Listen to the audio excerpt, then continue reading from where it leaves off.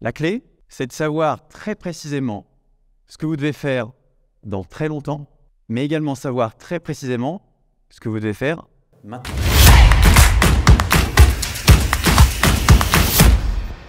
Première étape, tout noter.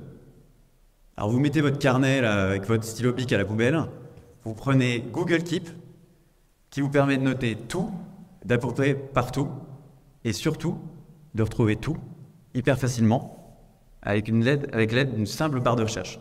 Encore mieux, abandonnez Google Keep et notez des tâches. Pour ça, vous pouvez utiliser un système de task management comme Asana. Et là, ce que je vous montre ici, c'est le compte-rendu de mes réunions one-to-one hebdomadaires avec une de mes managers, ce qui me permet très facilement, en un coup d'œil, de regarder tout ce qu'on a discuté, quelles tâches on a assignées à l'un d'entre nous, un membre de l'équipe, et en un coup d'œil, qu'est-ce qui a été fait. Une tâche, ça paraît très simple. C'est pas si facile, parfois, à construire, à faire. Pourtant, c'est un verbe d'action, un complément, un seul responsable, une date, une description, des sous-tâches, bref. Organisez tout ça dans Asana, dans des projets. Je précise, j'ai pas d'action chez Asana, mais moi, ça a changé ma vie. Mais allez jeter un coup d'œil, organisez ça dans des projets.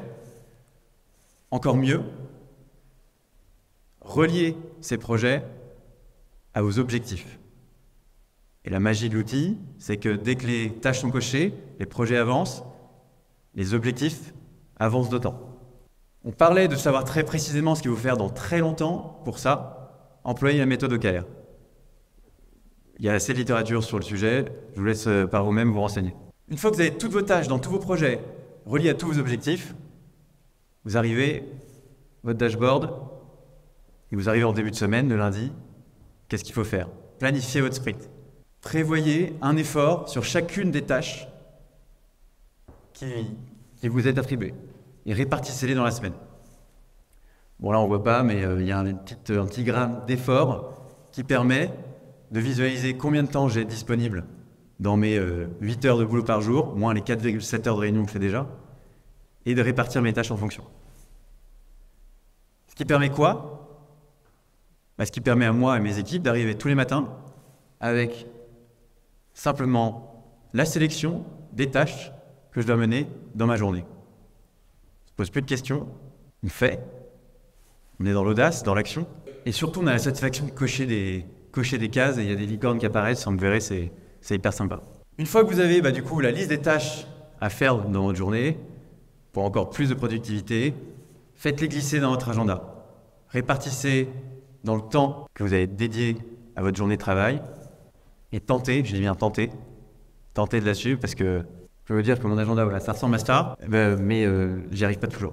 Bref, j'espère que vous l'aurez compris, votre temps est votre ressource la plus chère, et donc utilisez-la à bon escient. Pourquoi? Parce que la vie est courte. Pour s'en rendre compte, il suffit de se rendre sur le site internet, c'est assez marrant. Voici à quoi ressemble une vie de 90 ans. 1 carré égale 1 an. Je me suis amusé à faire l'exercice pour moi-même.